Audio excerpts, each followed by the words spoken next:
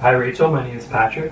Hi, nice to meet you. I will be assessing you today just to get a better sense of who you are and see how we can help you further down the road.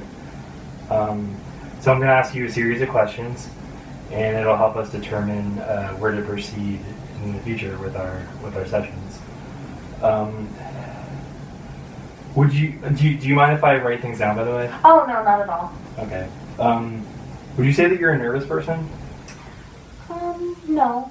I think I've done a lot to help myself in the past couple of years, kind of grow out of that. I think my baseline is definitely a lot calmer, a lot more mellow than it was a couple of years ago. Okay. Have you ever experienced fear so intense that it prevented you from doing like daily activities like going outside or going to work maybe? Yeah. I have.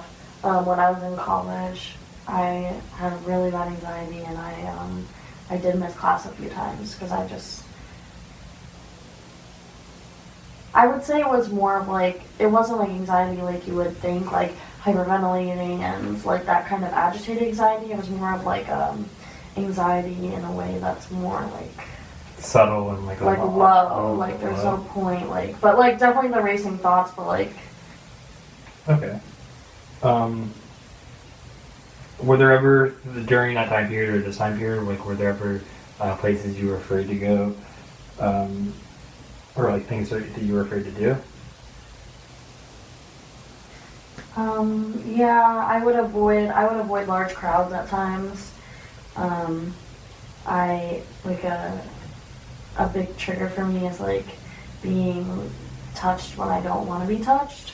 So, like if somebody would even just bump into me, sometimes it would kind of set me off, and it was like hard to recover from, especially in public, because then it starts to spiral that like, oh my god, why are you acting like a freak? Like, you know, everybody, like people are looking at you, and you know, calm down, it's not a big of a deal, why can't you be normal, etc., etc. So, that was really,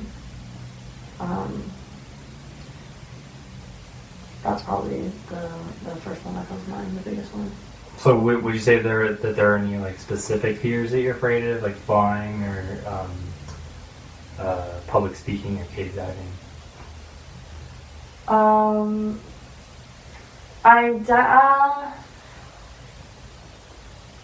I kind of have this fear of like lake water, and I know that sounds weird. I mean, like I grew up in Florida, like I've been in the ocean since before I could walk, but like for some reason, like that murky lake water really gives me anxiety. What's it like when you walk by a lake? Not walking by it, more like jumping in it, like.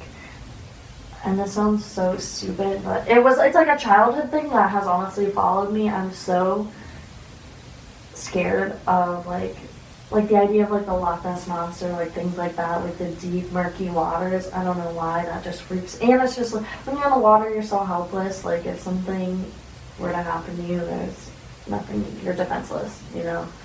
If you can't especially see. when you can't see, like, you know, the ocean is. Is it the murkiness of it? Yeah, it's creepy to me. It's really creepy. Where do you think that comes from? I really think it. Maybe worth exploring in future sessions. Yeah, maybe. Are you like a worrywart? I think from talking to you, I get a sense that there might be like a general anxiety. Like is there like in general things that you deal with nowadays that like induce anxiety? Like are you a worrywart? If you ever worried about paying rent or taking tests or? Yeah, I think I really try not to put too much pressure on myself financially. Like, I've never really been late on rent, but I feel like it gives me anxiety when I'm not saving as much as I want to be, you know? Because that's like, when you think about it, not in a greedy sense, but money is security, you know? It's not like... It's comfort, right? Yeah, of course, like... So, I do worry a little bit about money, but I don't think in a way that's unhealthy. I think it is a good thing to kind of have a sense of I don't know how to put it. I think it's a good thing to be aware. Maybe not to worry so much, but Yeah, like to have a sense of caution, right? yeah. Like there might be like a healthy reason why you don't hop into the lake. Yeah.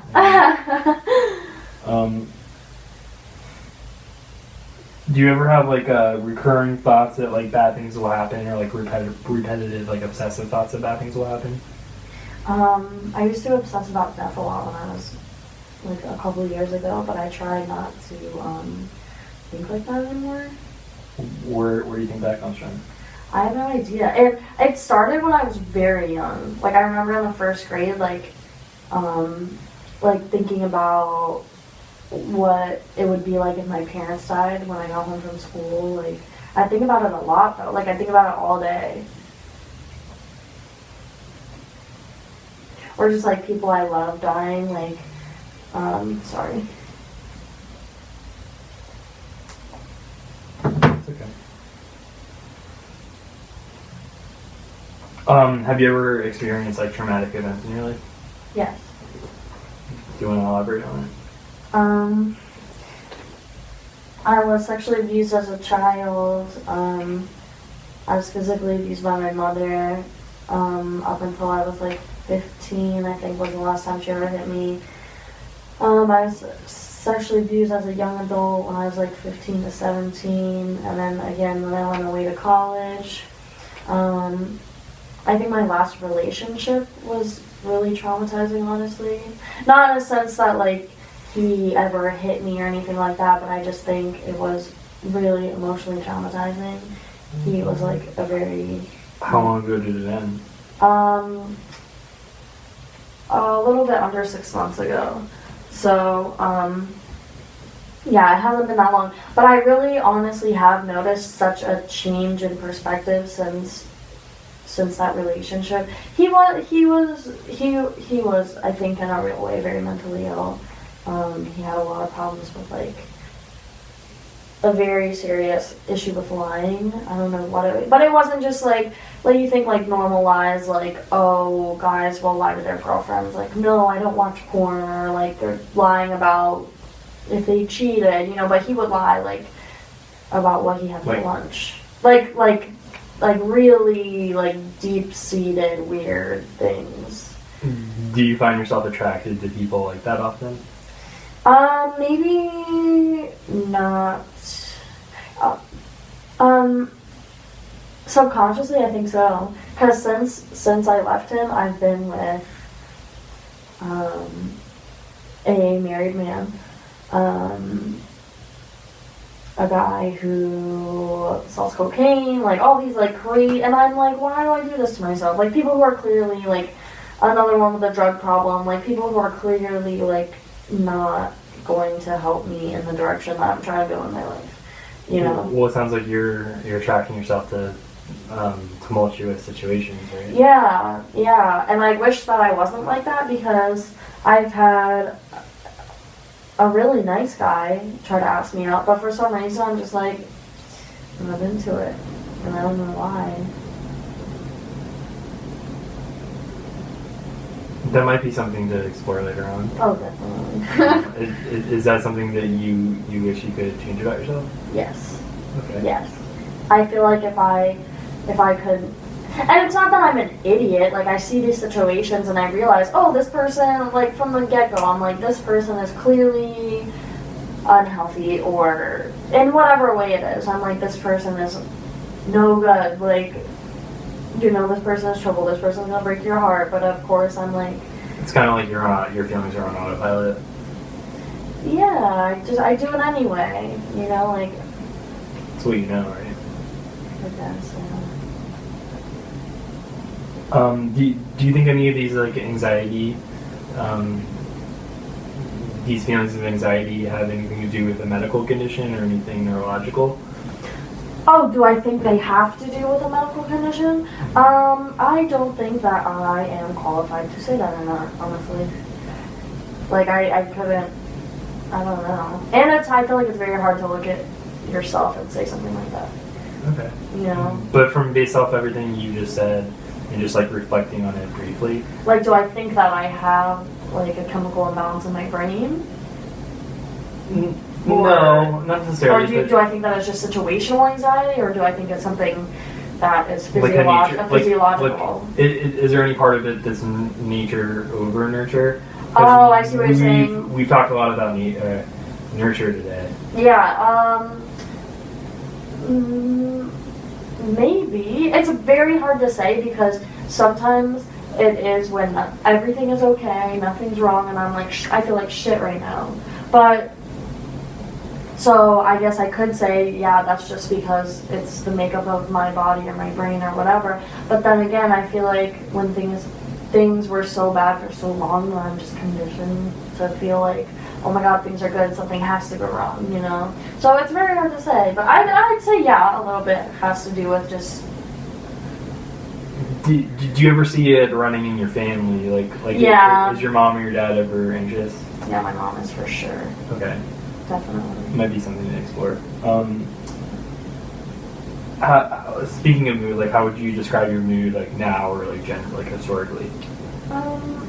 Nowadays I think I have more of a baseline, but unfortunately I think my baseline is a lot lower than it used to be. Like I feel like a couple of years ago I would go through crazy ups and downs, like periods of extreme agitation, but like in a like agitated in like almost a good way. Like I don't like laughing and staying up all, like not even on drugs, just staying up all night and hardly sleeping but being okay somehow. But then I would go through serious downswings, and now I would say that when you say serious downswings, like could you describe that a little more? Yeah, like just serious depression, or I would use drugs or just sleep for, you know, just not do what I was supposed to do, like not go to class, or just cry and cry and cry. When you describe like these up moods, what was the ending result of that?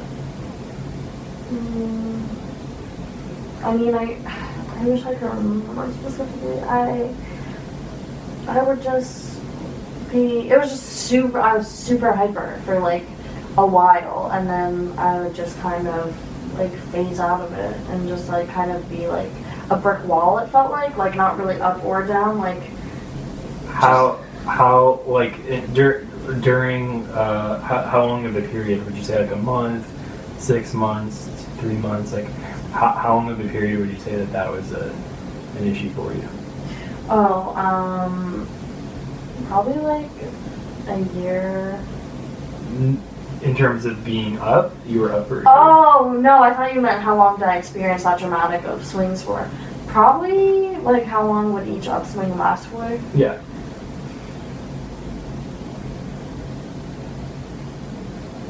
I wouldn't even say a month. Probably like a week or two at a time. Okay.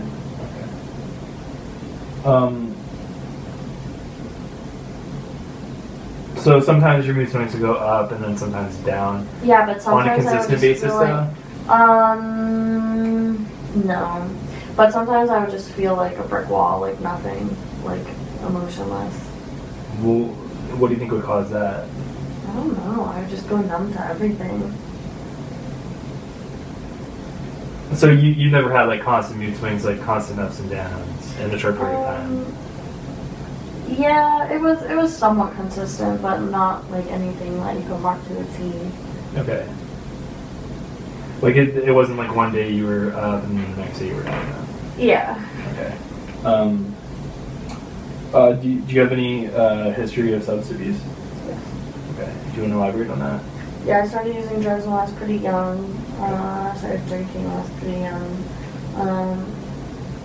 I had a pretty serious problem with cocaine when I was younger. That probably started at 15. I got in some legal trouble when I was 17. So I got put through like the system for adolescents. That was probably one of the most traumatizing experiences, being in like a juvenile center. And then when I got out, I developed like an opiate dependency. And then I was clean for a little bit over a year and a half, and